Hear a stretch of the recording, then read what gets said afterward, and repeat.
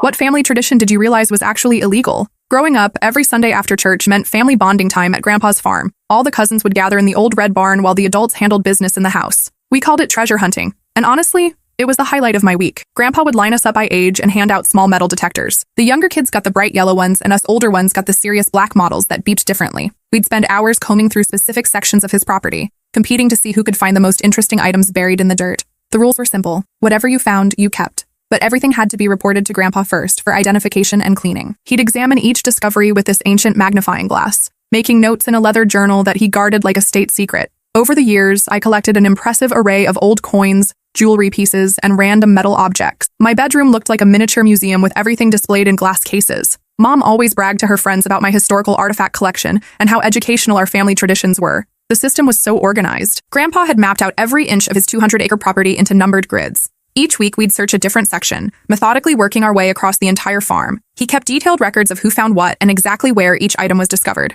I thought we were learning about local history and developing patience and observation skills. When I found a Civil War-era button, Grandpa spent an hour explaining the regiment it represented. When my cousin discovered an antique locket, he researched the family that might have owned it. But something always felt slightly off about the whole operation. Adults would arrive at random times, examining our finds with unusual intensity. Grandpa would disappear into town frequently, returning with cash and new equipment. Strange cars would park at the edge of our property during our treasure hunting sessions. My cousin once found an arrowhead that made Grandpa's eyes light up in a way that seemed different from his usual educational enthusiasm. He immediately took photos from multiple angles and made several phone calls that evening. The next week, that same arrowhead was gone from our collection display, and Grandpa claimed he'd sent it to a museum for proper authentication. Another time, I discovered a small silver bracelet with intricate engravings. Grandpa became unusually excited and spent an hour photographing it against different backgrounds. When I asked if I could wear it to school for show and tell, he quickly said it was too fragile and needed special preservation treatment. The strangest incident happened when my youngest cousin found what looked like a small clay pot with painted designs. Grandpa's reaction was immediate and intense. He carefully wrapped the pot in cloth and disappeared into his study for over an hour.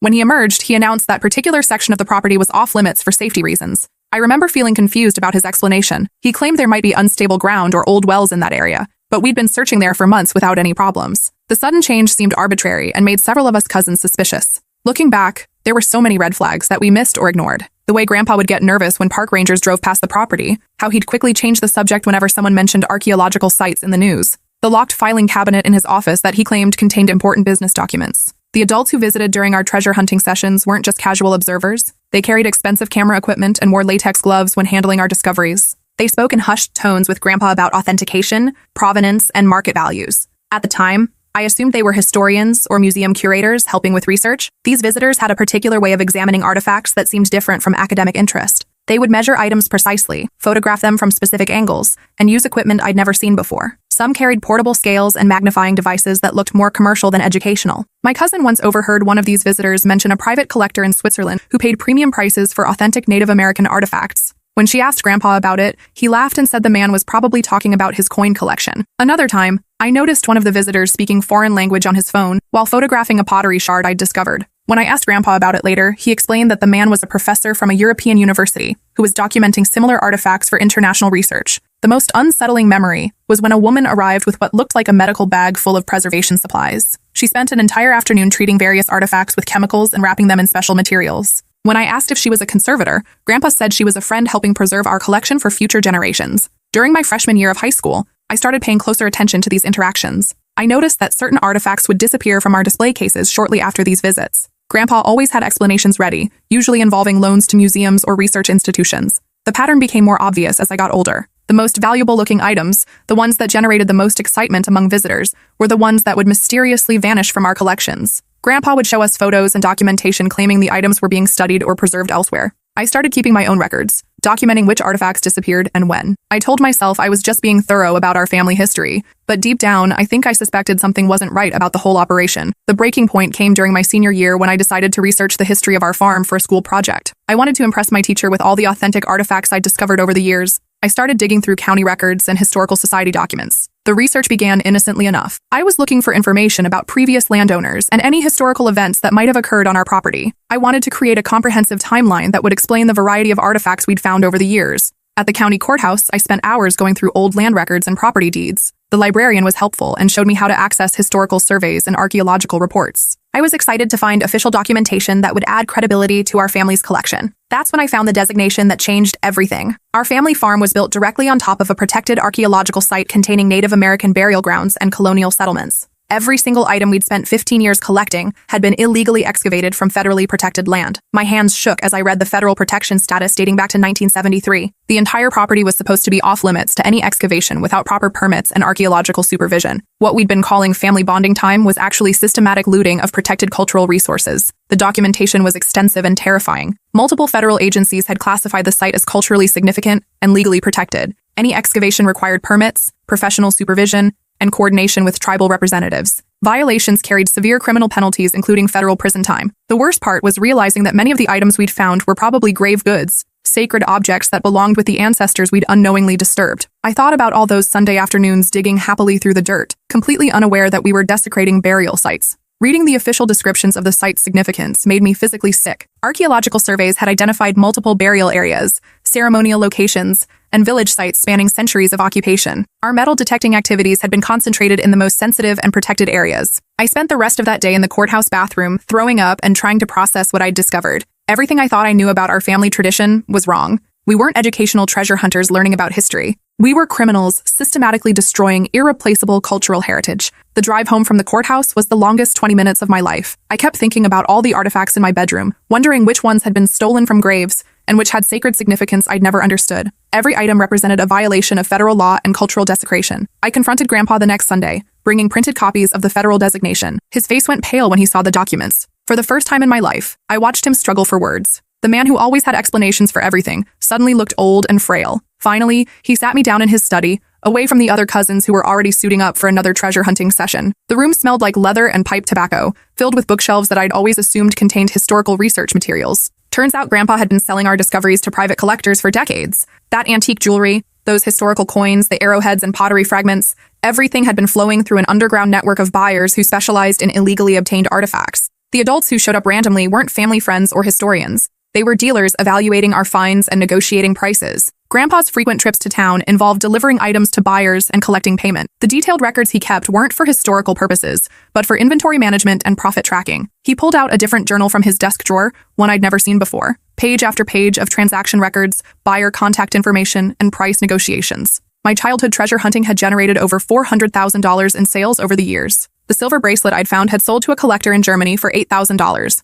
The clay pot my cousin discovered went to a private museum in Japan for $15,000. Even small items like arrowheads and pottery shards were worth hundreds of dollars each to the right buyers. Grandpa explained the entire operation with shocking casualness, as if he was discussing a legitimate business venture. He'd been contacted years earlier by dealers who specialized in Native American artifacts. They'd provided him with information about which items were most valuable and how to properly photograph and document discoveries for potential buyers. The network was sophisticated and international. Buyers included private collectors, unethical museums, and wealthy individuals who displayed stolen cultural artifacts as status symbols. Some items were sold to dealers who then resold them at auction houses or through online marketplaces. Grandpa showed me catalogs from auction houses featuring items similar to what we'd found. The prices were astronomical. A pottery vessel comparable to ones we'd discovered had sold for over $30,000. Ceremonial objects commanded even higher prices among collectors who specialized in sacred artifacts. The worst part was learning about the cultural significance of what we'd destroyed. Many of the items we'd carelessly dug up were sacred objects from Native American burials. We'd been desecrating graves and selling the contents to collectors who displayed them in private collections like trophies. My innocent childhood memories transformed into something horrifying. Every Sunday I'd spent happily digging through the dirt.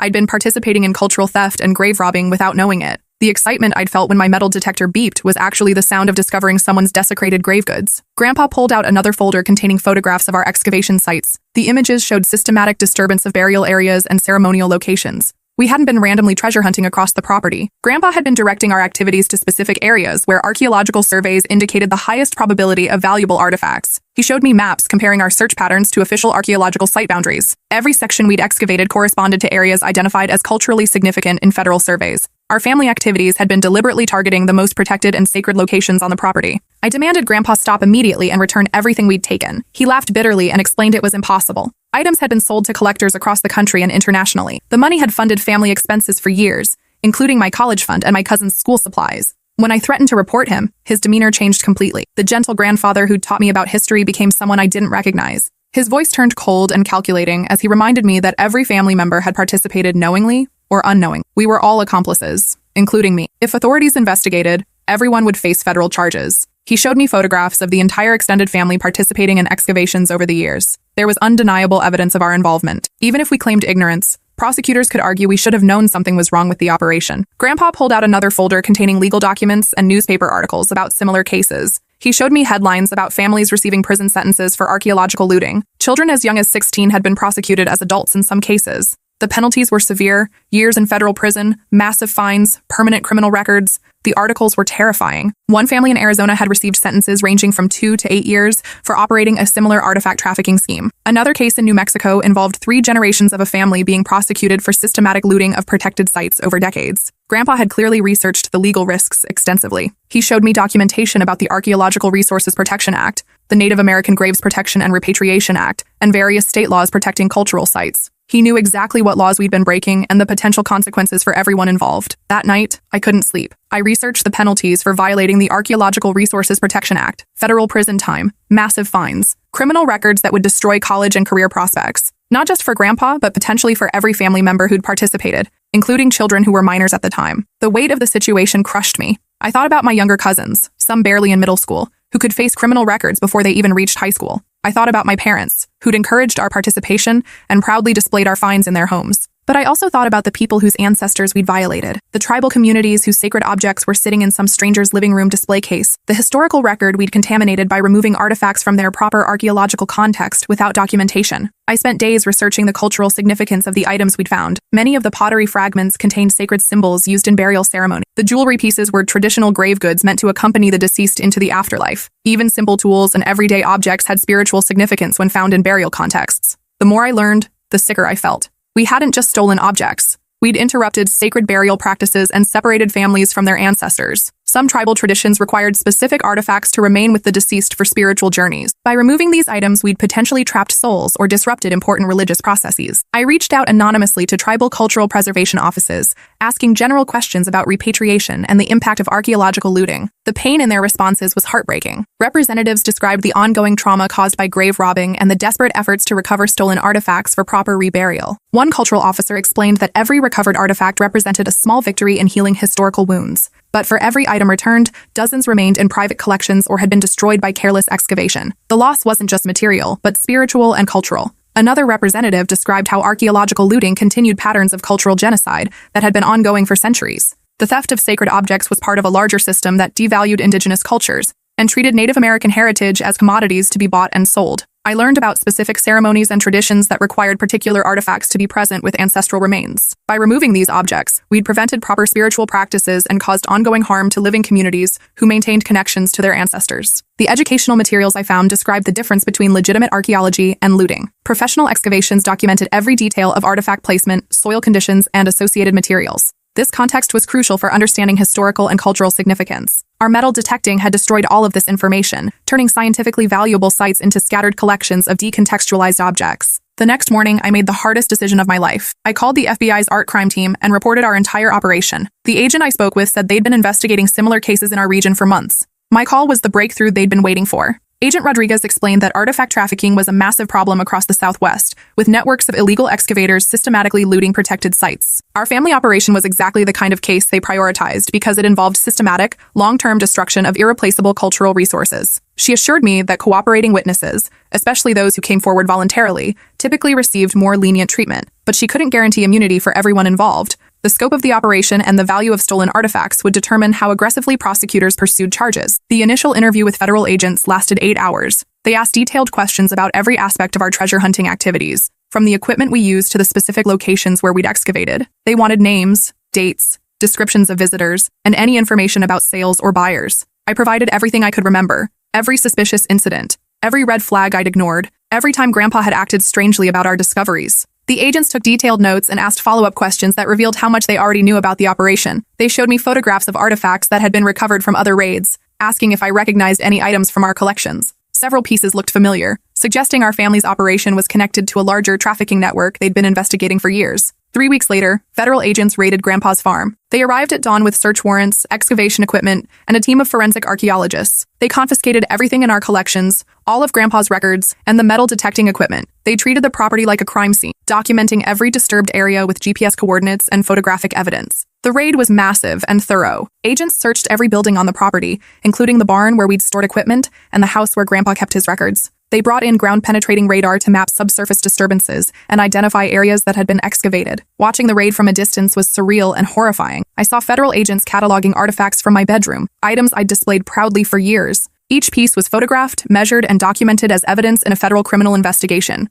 The forensic archaeologists began systematic excavation of areas where we'd been metal detecting. They used professional techniques to recover additional artifacts and document the extent of damage to the archaeological site. Every step was filmed and photographed for use in court proceedings. They interviewed every family member separately, treating us like suspects in a criminal conspiracy. Some cousins broke down immediately, admitting they'd suspected something was wrong but were too scared to ask questions. Others maintained complete ignorance, claiming they thought we were just playing innocent games. My interview lasted 6 hours. Agents asked detailed questions about every aspect of our treasure hunting activities. They wanted specific dates, locations, and descriptions of items found. They asked about the visitors who examined our finds and any conversations I'd overheard about sales or buyers. I told them everything I could remember, every suspicious incident, every red flag I'd ignored, every time Grandpa had acted strangely about our discoveries. The agents took detailed notes and asked follow-up questions that revealed how much they already knew about the operation. The investigation revealed the scope of the operation was enormous. Grandpa had been coordinating with other landowners in the area, creating a network of illegal excavation sites spanning 3 counties. Our family treasure hunting tradition was just one piece of a multi-million-dollar artifact trafficking scheme that had been operating for over 30 years.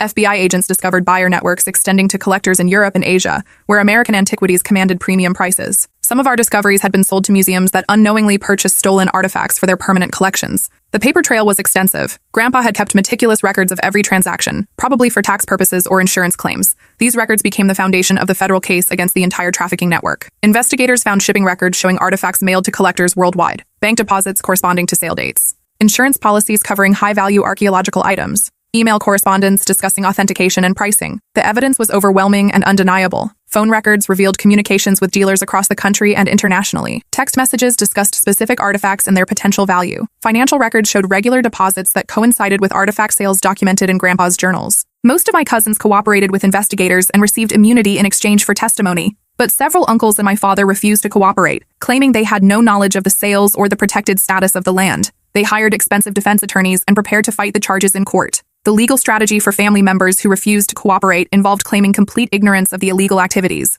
Their attorneys argued that the treasure hunting appeared to be innocent family recreation, and that Grandpa had hidden the commercial aspects of the operation from other relatives. Prosecutors countered that the systematic nature of the excavations and the valuable artifacts recovered should have raised suspicions among adult family members. They argued that willful blindness to obvious criminal activity didn't constitute a valid defense. The family dynamics became toxic almost immediately. Those who cooperated were labeled traitors and snitches. Those who refused to cooperate were called criminals and accessories. Holiday gatherings turned into shouting matches about loyalty versus responsibility. Mom stopped speaking to her own siblings. My father accused me of destroying the family for attention and college application material. Some cousins blamed me personally for ruining their futures, even though they'd received immunity deals. The stress tore our extended family apart. Marriages ended under the pressure of legal fees and criminal charges. Children were forbidden from seeing certain relatives. Family businesses collapsed when partners were arrested, or assets were frozen by federal authorities. Several family members had to declare bankruptcy due to legal costs and asset forfeitures. Houses were sold to pay attorney fees. College funds were depleted. Retirement savings were liquidated. The financial destruction was comprehensive and devastating. Grandpa was arrested and charged with multiple federal crimes, violating the Archaeological Resources Protection Act, trafficking in stolen cultural property, conspiracy, money laundering, and tax evasion. During his trial, prosecutors revealed he'd been operating the scheme since the 1960s, long before any grandchildren were involved. The prosecution's case was devastating. They presented evidence showing Grandpa had inherited the land knowing about its protected status and had deliberately chosen to exploit it for profit. He'd researched the most valuable types of artifacts and systematically targeted areas likely to contain high-value items. They found correspondence with dealers dating back decades, price lists for different types of artifacts, and detailed maps marking the most productive excavation sites. This wasn't innocent treasure hunting that accidentally crossed legal boundaries. It was a calculated criminal enterprise disguised as family activities. Expert witnesses testified about the cultural and scientific value of the destroyed archaeological site. Archaeologists explained how proper excavation could have provided decades of research opportunities and contributed significantly to understanding regional history. Our careless digging had eliminated most of that potential. Dr. Sarah Williams, a leading expert in southwestern archaeology, testified that the site represented one of the most significant archaeological resources in the region. Proper excavation could have provided information about trade networks, technological development, and cultural practices spanning over a millennium. She explained how our metal detecting had destroyed stratified layers of soil that contained chronological information about the site's occupation. Each layer represented a different time period, and artifacts found in specific layers could be dated and understood in their proper historical context. The damage assessment was staggering. Archaeologists estimated that our activities had destroyed information equivalent to what would normally be recovered from a major university excavation lasting several decades. The lost scientific value was impossible to quantify, but represented an irreplaceable loss to human knowledge. Tribal representatives testified about the spiritual significance of the stolen artifacts and the ongoing harm caused by their removal from burial contexts. Their testimony was emotional and powerful, describing the pain of knowing their ancestors' graves had been robbed and their sacred objects were being sold like commodities. Joseph Crow Feather, a cultural preservation officer, explained how the theft of sacred objects continued patterns of cultural destruction that had been ongoing for centuries. He described specific ceremonies that required particular artifacts to be present with ancestral remains and how our actions had prevented proper spiritual practices. His testimony included traditional prayers for the ancestors, whose graves had been disturbed, and requests that the court order proper reburial of any recovered artifacts. Many family members in the courtroom were visibly moved by his description of ongoing cultural trauma caused by archaeological looting. Maria Santos, a tribal elder, testified about the broader impact of artifact trafficking on indigenous communities. She explained how the commercialization of sacred objects reduced priceless cultural heritage to mere commodities and perpetuated stereotypes about Native American cultures. Grandpa's defense attorney argued that the protected designation was unclear and that my grandfather genuinely believed he had the right to excavate his own property. The prosecution demolished this argument by presenting evidence that Grandpa had been contacted by federal authorities in the 1980s and warned about the site's protected status. They showed copies of certified letters and documentation proving Grandpa had been informed about archaeological protection laws. He'd even attended a community meeting where federal officials explained the legal requirements for excavation permits on protected sites. The defense then argued that Grandpa was merely a passionate amateur historian who got carried away with his hobby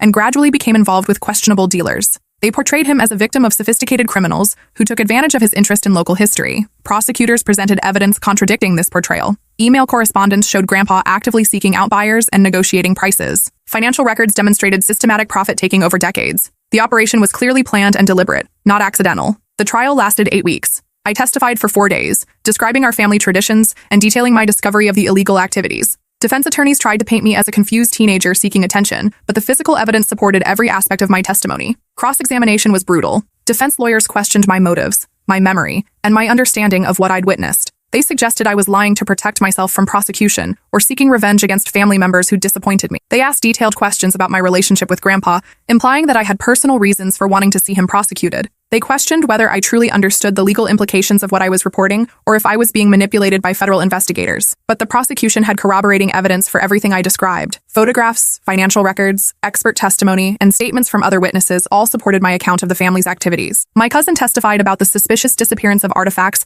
and the strange behavior of adult family members during our treasure hunting sessions. Her testimony corroborated my observations about the systematic nature of the operation. The jury deliberated for 4 hours before returning guilty verdicts on all counts. Grandpa showed no emotion as the verdicts were read, but I saw him look directly at me with an expression of pure hatred. In that moment, I realized he blamed me entirely for the destruction of his empire. My father received a 3-year sentence for his role in facilitating sales and helping transport artifacts to buyers. 3 uncles got probation and community service after pleading guilty to lesser charges. The uncle who refused to cooperate received 6 years in federal prison. Grandpa was sentenced to 15 years in federal prison and ordered to pay over $4 million in restitution to affected tribal communities and archaeological preservation funds. The judge called it one of the most systematic and destructive cases of archaeological looting he'd ever seen. During sentencing, the judge addressed the broader implications of the case. He noted that archaeological looting wasn't a victimless crime, but caused ongoing harm to indigenous communities and destroyed irreplaceable scientific resources. He emphasized that the court would impose severe sentences to deter similar activities. The farm was seized by the government and turned over to a team of legitimate archaeologists from the state university.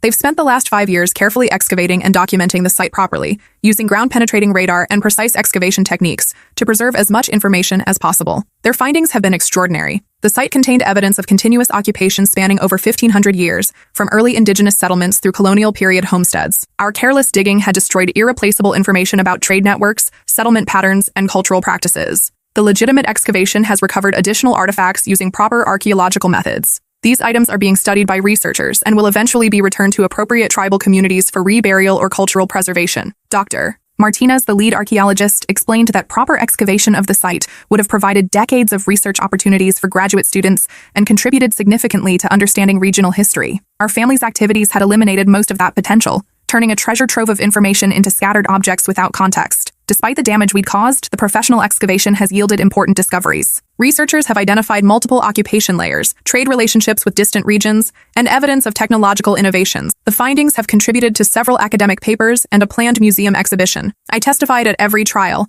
despite threats from family members who blamed me for destroying everything they'd built. Some relatives hired private investigators to dig up dirt on my personal life, hoping to discredit my testimony. Others spread rumors that I was being paid by the government to lie about family activities. The harassment was constant and systematic. Family members would show up at my school and workplace, making accusations and trying to embarrass me publicly. They created social media accounts to spread false information about my character and motives. Some relatives tried to contact college admissions offices to report that I was a criminal, cooperating with federal investigators to avoid prosecution. They claimed I was unreliable and dishonest, hoping to sabotage my educational opportunities. The prosecutor told me my cooperation was crucial in shutting down the entire trafficking network that had been operating across 3 states. My testimony helped convict 23 people involved in buying, selling, and transporting illegally excavated artifacts. But the personal cost was devastating. I lost most of my extended family. Cousins I'd grown up with refused to speak to me. Aunts and uncles treated me like a traitor at public events. Some family members moved to different states to escape the stigma of the criminal prosecutions. My parents divorced during Dad's incarceration. Mom couldn't handle the shame and financial pressure of legal fees and restitution payments. She sold our family home and moved across the country to live with her sister, leaving me to finish high school alone with my grandparents on my mother's side. The emotional aftermath was as devastating as the legal consequences. I struggled with depression and anxiety, constantly questioning whether I'd made the right decision in reporting the family's activities. The guilt was overwhelming, even though I knew we'd been breaking federal laws. The money that had funded my college education was confiscated as proceeds from criminal activity. I had to take out massive student loans and work multiple jobs to pay for school. Every scholarship application required explanations about my family's criminal history. Financial aid offices struggled to categorize my situation. I wasn't eligible for certain programs because my family had assets and income, but those resources were tainted by criminal activity and had been confiscated by federal authorities. Now I work for the National Park Service, helping educate people about archaeological protection laws and the importance of preserving cultural heritage sites. I speak at schools, community groups, and metal detecting clubs about the difference between legal treasure hunting and illegal excavation. My job involves investigating reports of illegal excavation and coordinating with law enforcement when violations are discovered. It's ironic that I now spend my career protecting the same types of sites my family spent decades destroying. The educational programs I develop focus on helping people understand the cultural and scientific value of archaeological sites. I explain how proper excavation techniques preserve information that would be lost through careless digging or metal detecting. Every day I think about those Sunday afternoons and how proud I felt showing off my collection to friends. I remember Grandpa's patient explanations about historical significance while he was actually calculating profit margins and planning his next sales trip. The violation of trust cuts deeper than any legal consequences. Sometimes former classmates ask about my artifact collection or reminisce about the cool historical items I used to bring to school for presentations. I explain that it was all confiscated as evidence in a federal investigation. Most people assume I was a victim of theft. I don't correct them. It's easier than explaining that my entire childhood was built on a foundation of cultural destruction and grave robbing. The hardest part is knowing that objects sacred to other people's ancestors are probably still sitting in some collector's private display case, forever separated from their cultural context because of our family tradition. Those items will never be returned to their rightful communities or contribute to legitimate historical research. Last month, I received a letter from a tribal elder whose community had recovered some artifacts originally excavated from our property. The items had been tracked through dealer records and recovered during subsequent FBI raids on collector homes. The tribal council was planning a reburial ceremony to properly honor their ancestors whose graves we had violated. Reading that letter, I finally felt like I'd done something right, but it also reminded me that most of the artifacts we stole will never be recovered. They're scattered across the world in private collections, their true significance lost forever. The reburial ceremony was held on the original farm property, now managed by the National Park Service as a protected archaeological preserve. I was invited to attend as part of the healing process. Standing on the land where I'd spent countless childhood Sundays, I watched tribal members perform traditional ceremonies to honor their ancestors and reclaim what remained of their heritage. An elder named Joseph spoke about forgiveness and the importance of educating young people about the true cost of cultural destruction. He said my decision to come forward, despite the personal consequences, had prevented decades of additional damage and allowed some justice for his people. The ceremony included traditional prayers and offerings for the disturbed ancestors. Tribal members burned sage and sweetgrass while performing songs that had been passed down through generations. They placed the recovered artifacts in specially prepared graves, following ancient protocols for honoring the dead. Watching the ceremony, I understood for the first time the spiritual significance of what we'd destroyed.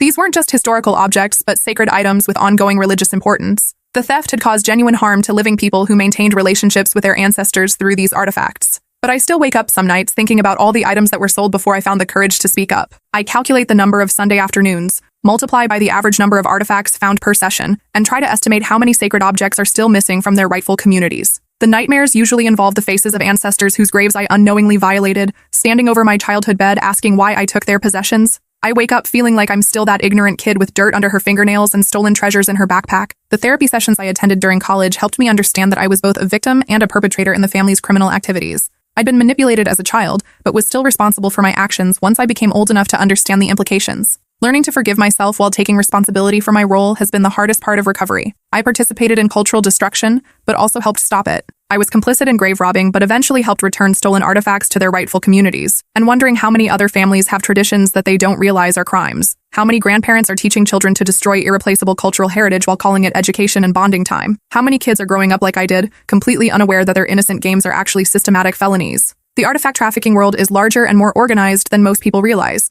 It's not just a few random people with metal detectors. It's a multi-billion-dollar industry that treats cultural heritage like a commodity to be harvested and sold to the highest bidder. Through my work with the National Park Service, I've learned about the global scope of archaeological looting. Networks span continents, with stolen artifacts moving from source countries to wealthy collectors in major metropolitan areas. The internet has made buying and selling illegal artifacts easier and more anonymous than ever before. My family was just one small piece of a vast network that spans continents and destroys irreplaceable pieces of human history every single day. And most of it happens in the shadows, disguised as innocent hobbies and educational activities, until someone like me finally realizes the truth and finds the courage to speak up. The educational programs I now develop try to help people understand these broader issues. I explain how seemingly innocent metal detecting can contribute to cultural destruction when conducted on protected sites. I teach the difference between legal collecting and criminal looting. Most people are genuinely shocked to learn about the legal protections surrounding archaeological sites. Many assume that finding artifacts on private property is automatically legal. They don't understand the complex federal and state laws that protect culturally significant locations regardless of land ownership. The presentations often include examples of recovered artifacts and their cultural significance. I work with tribal representatives to explain traditional uses and spiritual importance of various object types. These collaborations help audiences understand the human impact of archaeological looting. Sometimes I encounter resistance from metal detecting enthusiasts who view archaeological protection laws as government overreach. They argue that property owners should have unlimited rights to excavate their own land. These conversations require patience and education about cultural preservation principles. The legal framework protecting archaeological sites is complex and sometimes counterintuitive. Private property rights don't automatically include the right to excavate archaeological materials. Federal laws protect significant sites regardless of land ownership, and violations can result in serious criminal charges. My experience has taught me that education is crucial for preventing future violations. Most people don't intend to break federal laws or harm indigenous communities. They simply don't understand the legal and cultural implications of their activities. 5 years after the trials ended, I still receive occasional contact from former family members. Some have apologized and expressed remorse for their participation in the trafficking scheme. Others remain bitter and blame me for destroying family relationships. My relationship with Mom has gradually improved. She eventually understood that I had no choice but to report the illegal activities. She now supports my work with the National Park Service and helps with educational programs about archaeological protection. Dad was released from federal prison after serving 18 months of his 3-year sentence. He struggled to find employment due to his criminal record, but has slowly rebuilt his life. Our relationship remains strained, but we're working toward reconciliation. Some cousins have reconnected with me as they've matured and understood the broader implications of our family's activities. They've expressed gratitude that I had the courage to stop the illegal excavations before they became adults who could face more serious charges. The legitimate archaeological excavation of the farm site concluded last year. Researchers published their findings in several academic journals, contributing significantly to understanding regional prehistory. The site is now protected as a National Historic Landmark and serves as an educational resource for students and the public. The recovered artifacts have been returned to appropriate tribal communities for reburial or cultural preservation. Some items are displayed in tribal museums with proper context and interpretation. The collaboration between archaeologists and indigenous communities has been held up as a model for ethical archaeological practice. Grandpa died in federal prison 3 years into his sentence.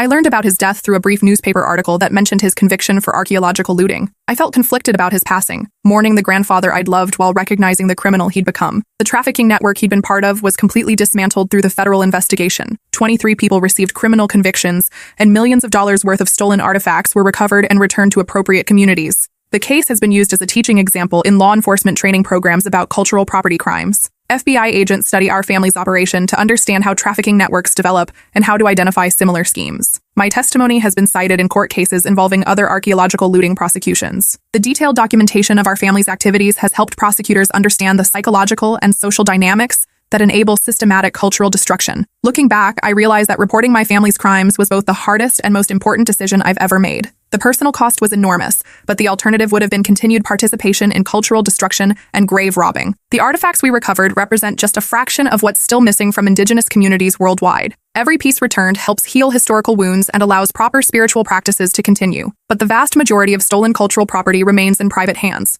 My work now focuses on preventing future violations through education and early intervention. I'd rather spend my career teaching people about archaeological protection laws than prosecuting them for violations after irreplaceable damage has been done. The experience has given me a unique perspective on the intersection of family loyalty and moral responsibility. Sometimes protecting people we love requires actions that seem like betrayal. Sometimes the most loving thing we can do is prevent further harm, even when it causes immediate pain. I still struggle with the legacy of my childhood involvement in archaeological looting, but I've learned that acknowledging past mistakes while working to prevent future harm is more valuable than hiding in shame. The ancestors whose graves we violated deserve justice, and living communities deserve protection from ongoing cultural destruction. Every artifact returned to its rightful community represents a small victory in a much larger struggle for cultural preservation and indigenous rights. My family's crimes can never be undone, but perhaps our story can help prevent similar tragedies from happening to other families and other communities. The Sunday afternoons I spent treasure hunting with my cousins were the foundation of both my greatest shame and my life's work. From those childhood memories of innocent excitement and family bonding, I learned about the complex relationships between education and exploitation, tradition and crime,